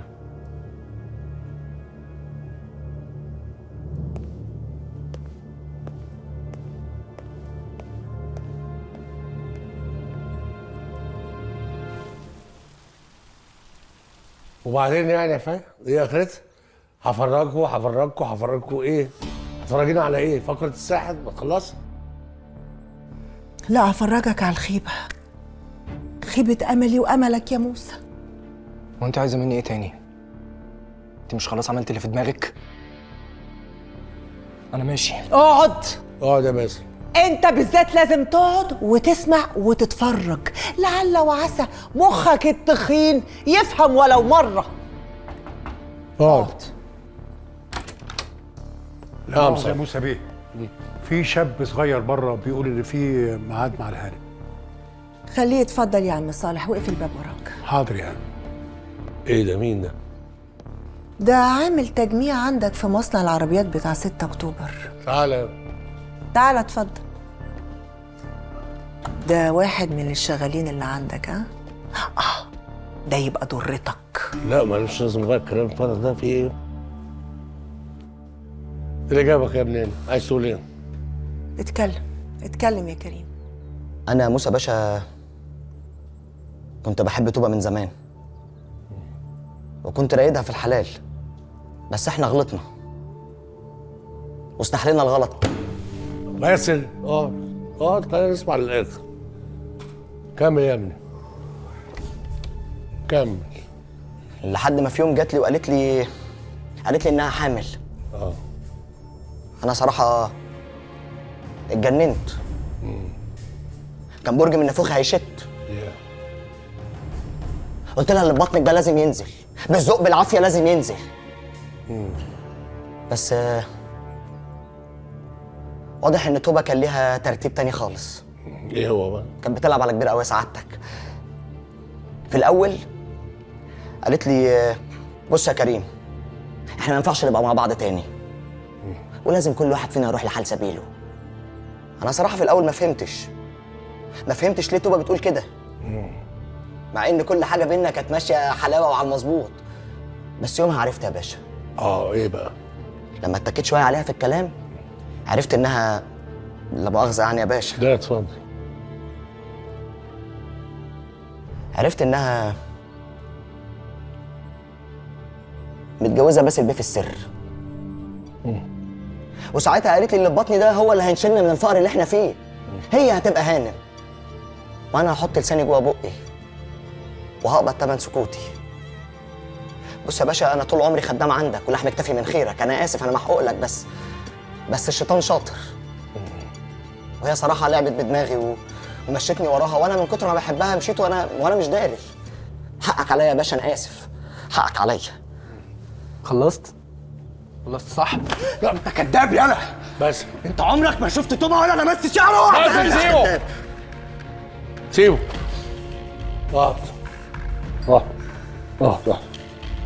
واحد.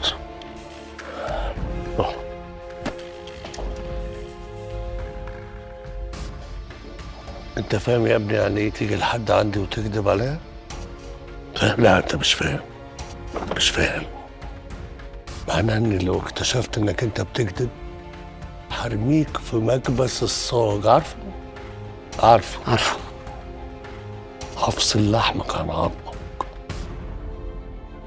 انت واهلك. انا هعرف اذا كنت كذاب ولا لا. فين بطاقتك؟ هات بطاقتك. حاضر. هات البطاقة. حاضر.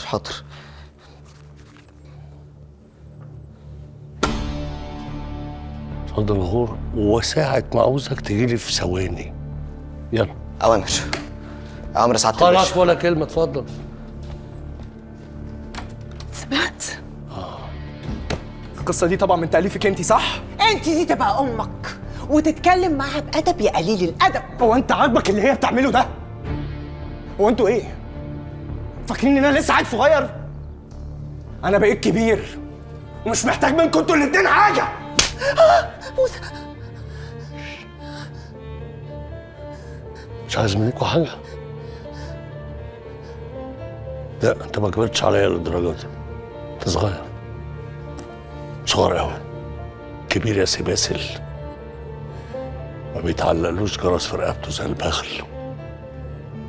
كبير بيبص لفوق ما بيبصش تحت رجليه. كبير بيمشي قدام والكل بيمشي وراه، مش العكس.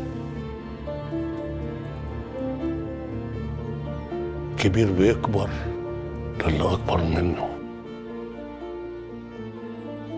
أنا دلوقتي اللي لا عايز أشوفك في بيتي ولا في شغلي، وعايز أشوف هتعمل إيه لوحدك من غير أبوك اللي مش عاجبك. اتفضل. يا موسى، اقعدي. ماشي يا موسى بيه، عن إذنك. والنبي يا موسى، اللي انت عملته ده ليه طردته؟ ليه؟ حرام عليك. لا تتخرسي خالص. ما هو اللي يحط النار جنب البنزين وما يتهيألوش ان هيعمل حريقه يبقى يا اهبل يا بيستهبل. يا موسى، انا كنت عايزه افوقه.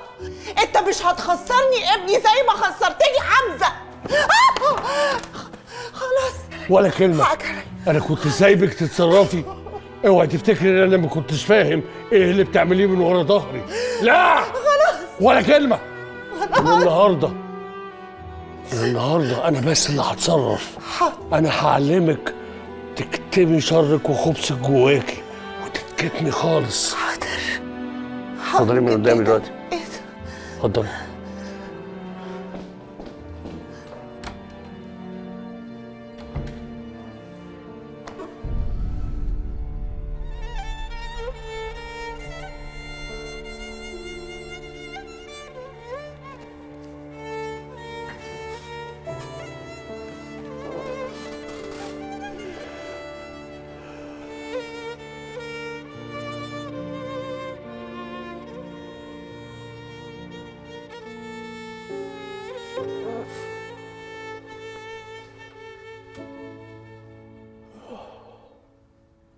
لا لا لا لا، المواضيع ما بتتاخدش بالقفش خالص. انت اللي بتقولي كده؟ ايوه يا حبيبي، انا اللي بقول لك كده.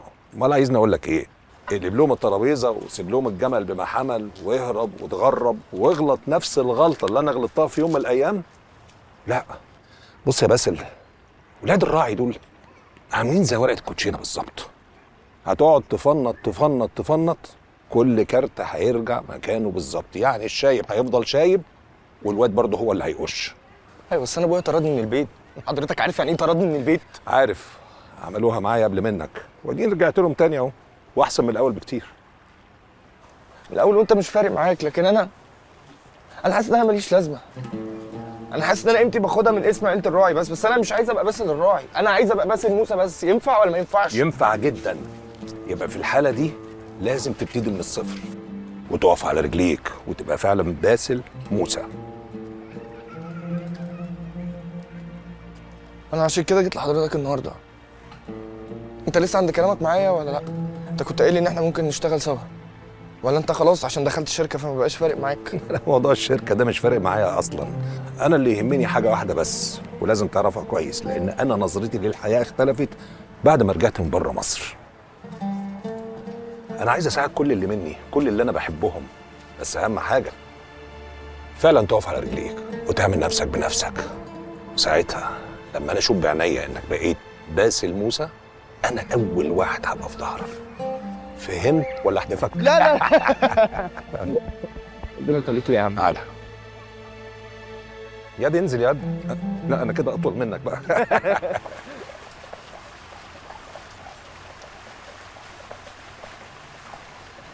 انا هموت واعرف انت جايبني معاك النهارده ليه. اصبر بس، اصبر. هعمل لك مفاجأة. خش برجلك يمين. ده يا سيدي المكتب بتاعك. ها ايه رأيك؟ اقعد جرب الكرسي، شوف بيلف ولا لا. ايه رأيك؟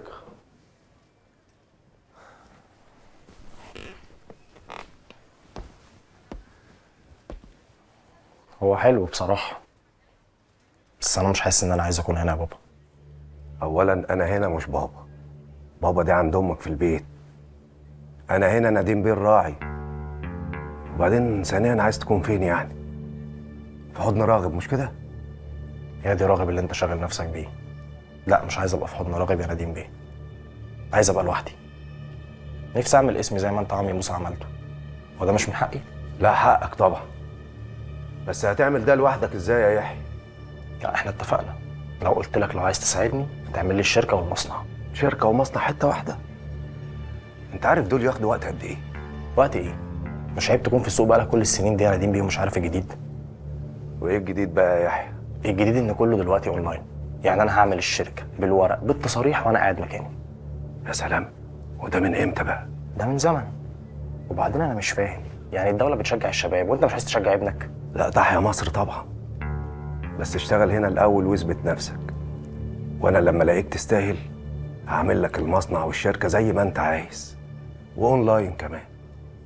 ها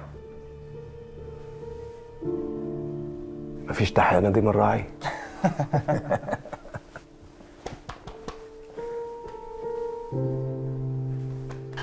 شكرا. عيش حياتك، لو حاجه ناقصاك هعملها لك. شكرا.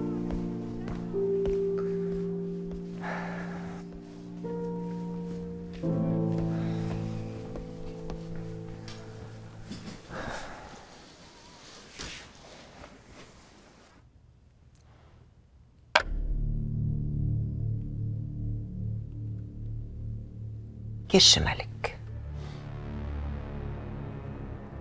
الجيم لسه مفتوح، وانت اكيد مش جايباني عشان نلعب شطرنج، ولا تكونيش ناويه تسميني.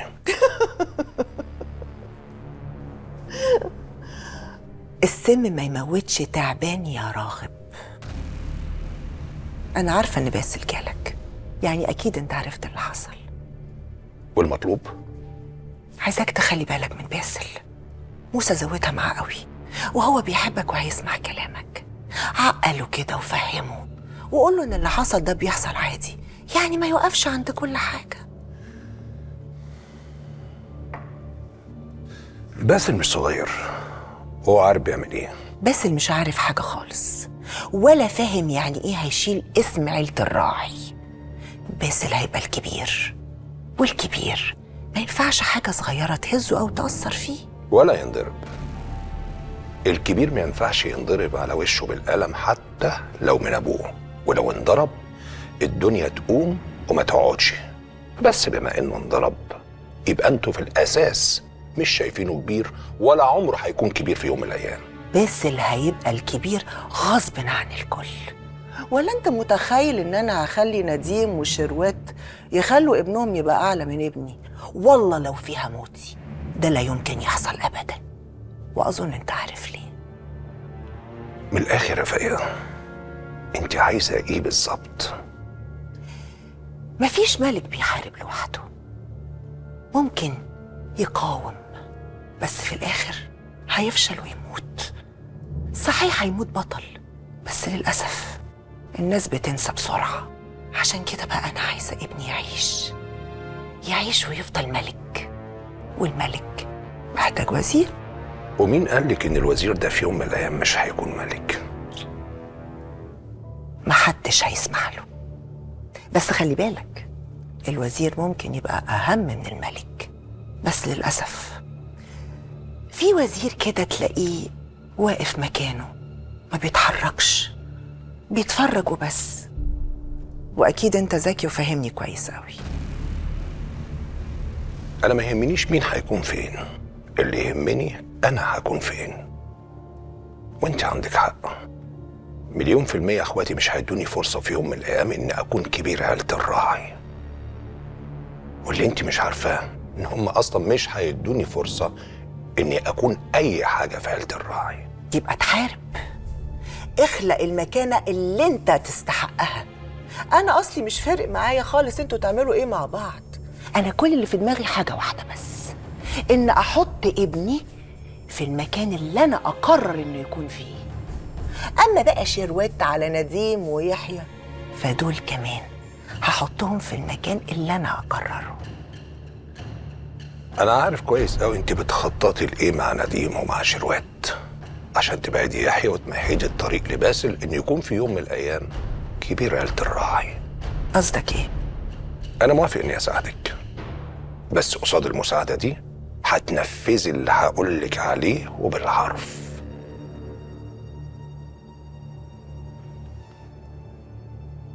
قولي انت ناوي على ايه وانا افكر، وفي الاخر هقرر ولا لا.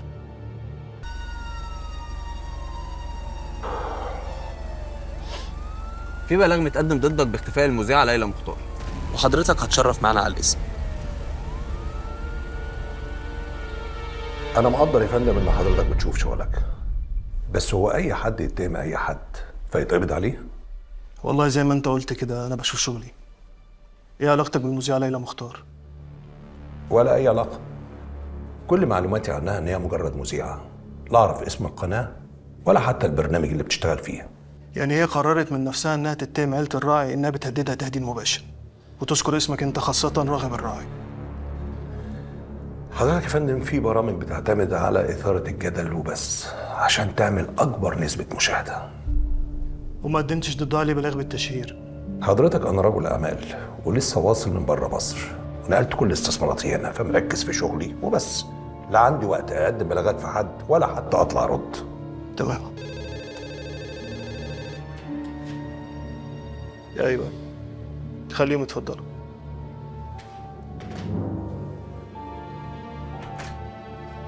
مساء الخير يا فندم. مساء النور. بركات الشبراوي المحامي. استاذن حضرتك احضر مع راغب بيه. اهلا وسهلا. موسى بالراعي ونديم بالراعي اشقاء راغب بالراعي. غني عن التعريف، اتفضل يا فندم. شكرا.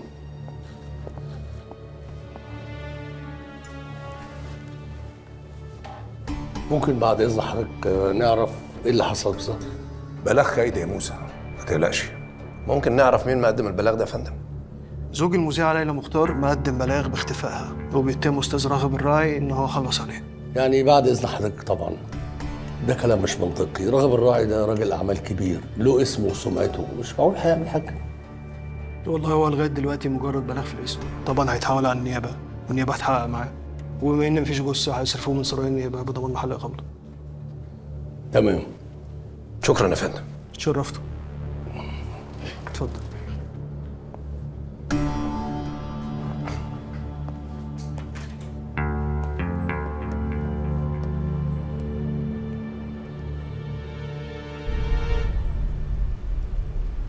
مساء الخير.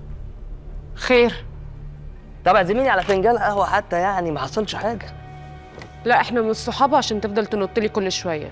هنبقى اكتر من الصحاب. انا ماليش في الجو ده. شكلك ما سالتش عليا. انا بص في عين الواحده من دول اجيب اولها من اخرها. وانا ماليش اخر. وانا ماليش عزيز ولا غالي. شفت احنا بقى شبه بعض ازاي؟ عايز ايه؟ مهرك شبكتك وكله تطلبيه تحت رجلك. اتجوزك. قلت ايه؟ قلت تقوم تمشي. لا شافك ولا عمره هيشوفك. كنت هقول لك كده دلوقتي، لا شافتك ولا عمرها هتشوفك. الاتنين طينه واحده. عارفه يا نور، وانا جاي في الطريق كده لقيت كلمه مكتوبه على الميكروباص بتقول لك ايه بقى؟ عدو عدوك حبيبك. وانت حبيبه قلبي، انت حلوه وذكيه وعجباني، وانا كرهت الاغبياء. انا عارفاك قوي وعارفه انت بتعمل كل ده ليه. جاي عشان تنتقم من حبيبه ولا من راغب؟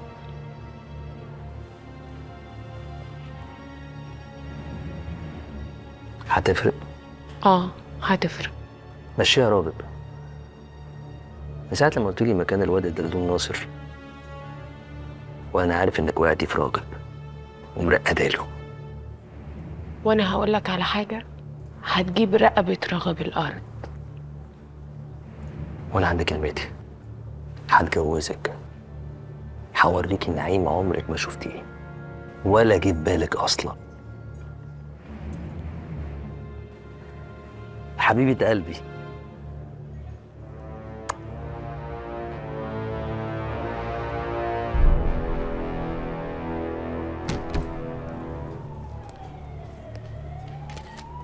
ده ايه ده؟ نفسي اعرف الجماعه بتوع التلفزيون والصحافه بيعرفوا اخبارنا منين؟ انا هتجنن.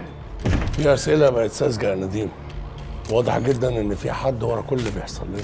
موسى، احنا لازم نعرف مين وبسرعه. بالراحه بقى، اهدوا. ها استاذ راغب، هل اللي حصل للاعلاميه ليلى مختار مرتبط باهتمامها بملف عيله الراعي؟ الكلام اللي عندي انا قلته في محضر رسمي وما عنديش كلام تاني اقوله. تفسر بيه غيابك كل السنين اللي فاتت عن عائله الراعي وظهورك في نفس توقيت ازمه اشقاء؟ لا لو سمحت، يعني مش معقوله الاسئله اللي بيبقى جواها اتهامات جزافيه. يعني لو عيب يعني ان انا اقول يبقى عندنا شويه ضمير، طب خلوا عندنا شويه مهنيه، مش كده ولا ايه؟ صح مش كده؟ عن اذنكم. شكرا. اتفضل. طب استاذ راغب، التحقيقات احنا دلوقتي في تحقيقات يا جماعه، كلامنا احنا خلاص خلص كده.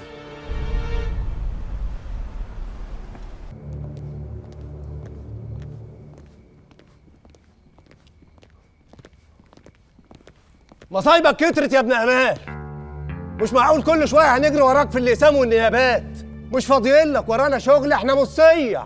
جرايه نديم، انت لحقت تنسى بسرعه انك كنت ترند الوطن العربي بفضايحك السودة مع اللي اسمها صافي على فكره انت عندك مشكله في السرعه. طب لايمها شويه عشان شكلك بتتوحم على طلقه تانية. هو انتوا مفيش فايده فيكم؟ انا عايز افهم بجد يعني، انتوا مش هتكبروا؟ ما تفوقوا، احنا في خطر، احنا في مصايب متتاليه وراها حد بيخطط انه يقضي علينا. بص يا موسى، العقل نعمه من عند ربنا سبحانه وتعالى، بس اخوك اتحرم منه.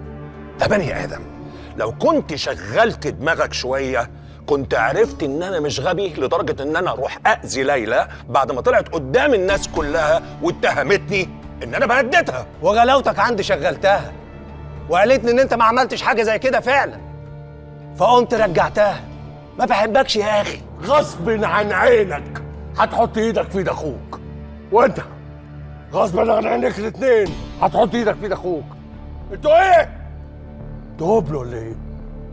انتوا مش شايفين اللي بيحصل لنا؟ من اول حصل لحمزه، وبعد كده الصور اللي جات لك بتاعت بنتك، والفيديوهات والصور اللي وقعتك في اخوك، وغفران ونجيب. ايه؟ مش شايفين الاعداء اللي حوالينا؟ مش شايفين رؤوف الديناري عمكم وابنه الزفت متولي ونجيب؟ والله اعلم مين كمان، والله اعلم مين في دول اللي قادر انه يعمل معانا كده. وده السؤال الوحيد اللي المفروض يبقى في دماغنا احنا الثلاثه بس. اسمع يا موسى، كلمتني في التليفون وقلت لي تعالى الحق اخوك في الاسم، وجيت لك ما قدمتش خبر، وهو خرج بالسلامه اهو وزي القرد وبيتنطط. اما بقى حكايه رجلينا وايدينا انا مش بلاعها، انا مش هغمس في طبق راغب مد ايده فيه.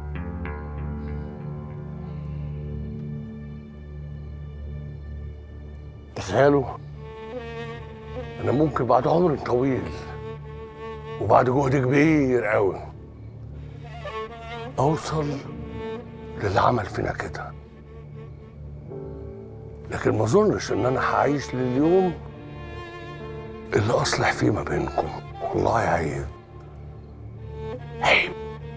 انت عارف ان قلبي طيب يا موسى، بنسى وبسامح وبعدي وما عنديش اي مشكله. المشكله هنا نديم اللي مش قادر ينسى ويسلم اني فزت بقلب حبيبه وقلب ابويا الله يرحمه. يعني من الاخر كده فزت بكل حاجه واخسرها. بس انت كمان كدبت علينا، وكدبت علينا كتير كمان، وانت بكده خليت عنده الحق. ايه؟ في ضيف لراغب ببره. طيب خلاص بقى ممكن. تمام يا موسى.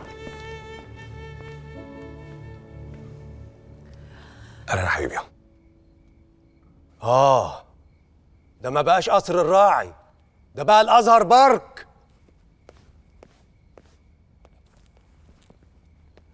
حبيبه ازيك يا موسى؟ خطوه عزيزه. انت ايه بقى؟ ايه الشياكه والجمال ده؟ انت بتصغري على طول كده؟ ايه الصدفه الجميله دي؟ جيت اطمن على راغب بعد اللي حصل. اصيله. طيب اتفضلي بيتك. راغب هستناك في المكتب بعد ما تخلص. تمام يا موسى. اتفضلي يا حبيبي. تمام. ما كانش ينفع تيجي هنا بعد كل اللي حصل والاخبار اللي نزلت على السوشيال ميديا. حاولت اكلمك كذا مره بس انت ما ردتش عليا. كنتش عارف ارد في الظروف اللي انا فيها دي. المهم فريدة عامله ايه؟ عرفت حاجه؟ اكيد عرفت، بس ما تقلقش هي كويسه. طب ممكن اقول لك على حاجه؟ اكيد. بحبك. لا ده كده الرسمي. حبيب الراعي بتقول الراغب وهنا بحبك، وانا بحبك وبموت فيكي. شايفه الباب اللي هناك ده؟ قلبي كرش. يلا.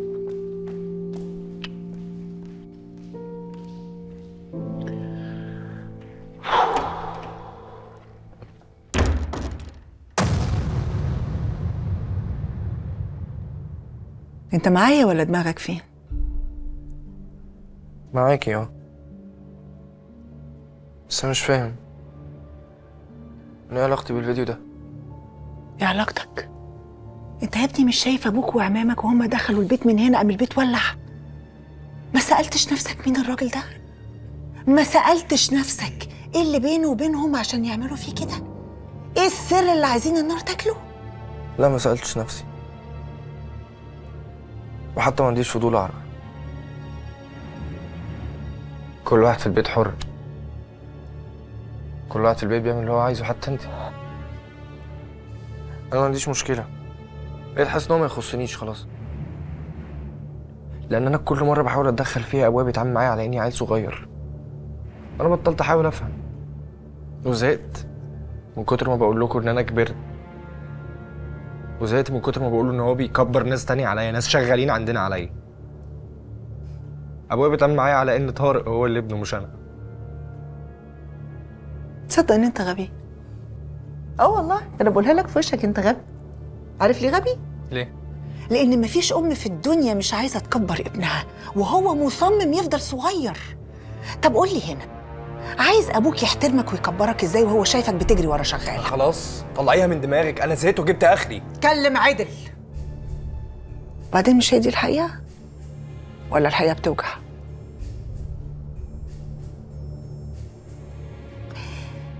طب بقول لك ايه، عايز تتجوز توبه؟ ماشي، بس انا عايزاك تركز في الشغل، واللي اهم من الشغل اللي ورا الشغل. لازم تفهم كل حاجه بتحصل حواليك، عشان اللي يفكر يروي دراعك تكسر له ايديه. لازم تثبت لابوك وليا وقبلينا احنا الاتنين لنفسك انك تستاهل تكون الكبير، وساعتها بقى يا سيدي تتجوز توبه ما توبتش ولا هيفرق معايا. ماما انا بجد مش عايز اثبت اي حاجه لاي حد. بس انت فاهم انا وريتك الفيديو ده ليه؟ لا، عشان ما بقتش عارف كل الناس اللي في البيت ده بتفكر ازاي، خصوصا انت. مش بقولك اهبل؟ اه والله انا ما بعملش حاجه في الدنيا غير مصلحتك، لان ابوك وعمامك انا ما بقتش عارفه ايه اللي وراهم. موسى من ساعه راغب ما وصل وهو دماغه ما بقتش فيه، ونديم ما بيفكرش في حاجه في الدنيا غير انه يدور على بنته وبس. دي فرصتك، انت هتفرح لما تلاقي ابوك مركون عرف وراغب ونديم ويحيى بيتحكموا فيك.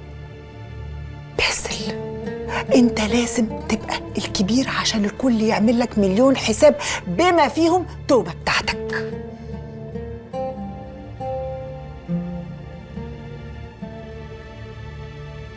فهمت. والله اتمنى تكون فهمت يا حسرة قلبي.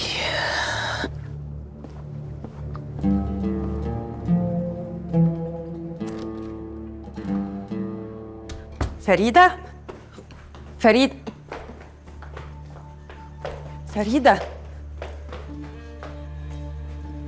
فريدة انت رايحة فين؟ رايحة عيد ميلاد. عيد ميلاد مين ده؟ عيد ميلاد تيا صاحبتي. طب وقلتي لمين؟ وفين؟ وهترجعي امتى؟ وانتي مالك؟ ما تسيبوني في حالي بقى.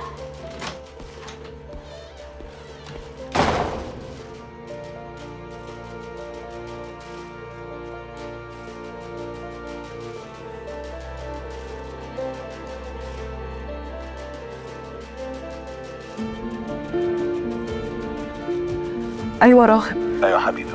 فريدة خرجت. وماليش رايحه فين؟ قالت لي رايحة عيد ميلاد صاحبتها تاه، بس ما قالتليش فين. طب هترجع امتى؟ لا ما اعرفش هي هترجع امتى، ما اعرفش. طب ما تقلقيش انا هتصرف. ماشي، مع السلامة.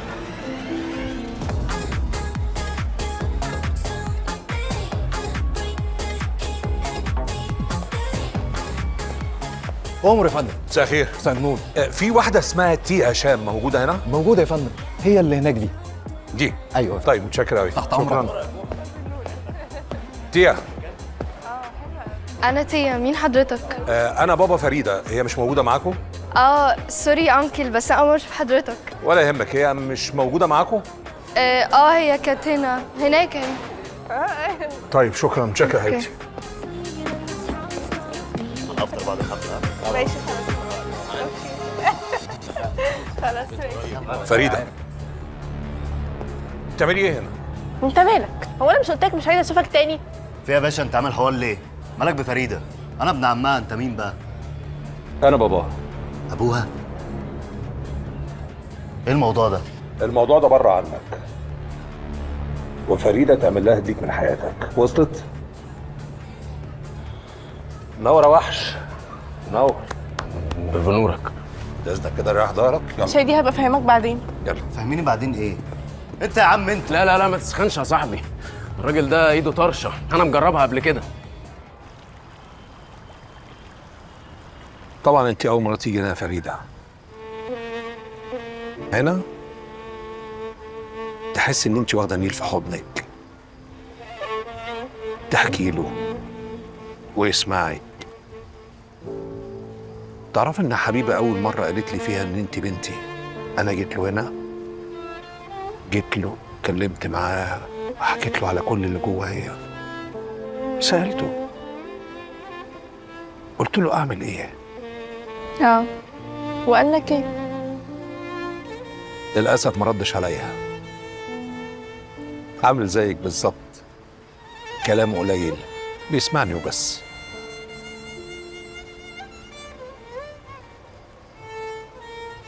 قولي لي يا فريده، هو انت ليه عملتي كده؟ وانت بتسألني بصفتك ايه؟ ابويا اللي سافر ورماني 14 سنة؟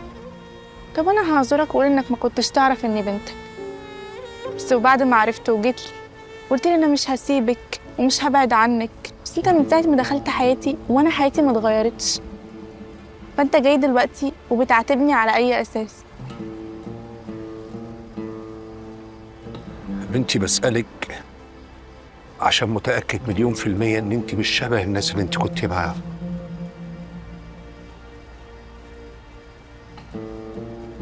ساعات الواحد مننا بيبقى عايز يعبر عن اللي جواه، يطلع الطاقة السلبية اللي جواه، يبقى عايز يزعق بأعلى صوت ويقول أنا مش كويس. وأحيانا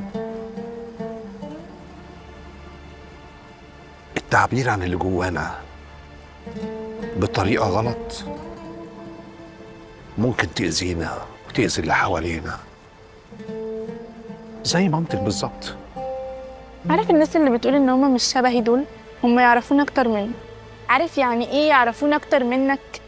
انا من ساعه لما كنت بنزل من لندن اجازات كنت بقعد معاهم وبقابلهم، بس على فكره مش انا بس اللي بغلط، على الاقل انا بغلط غلط ينفع يتصلح، احسن ما اغلط غلط ما ينفعش حد يعرف يصلحه.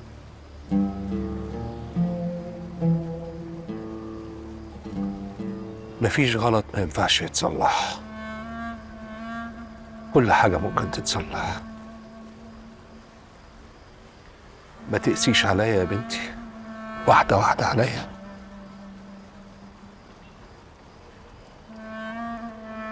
خليني أقولك على كل حاجة في الوقت المناسب، بس اللي أنا عايزك تعرفيه أنتي أغلى حاجة عندي في دنيتي.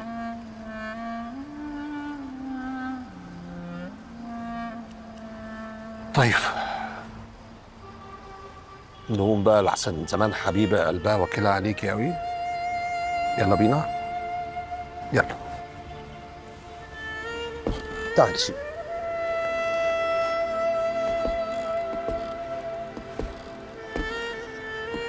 بقيتي طولي. تعالي يا حبيبتي.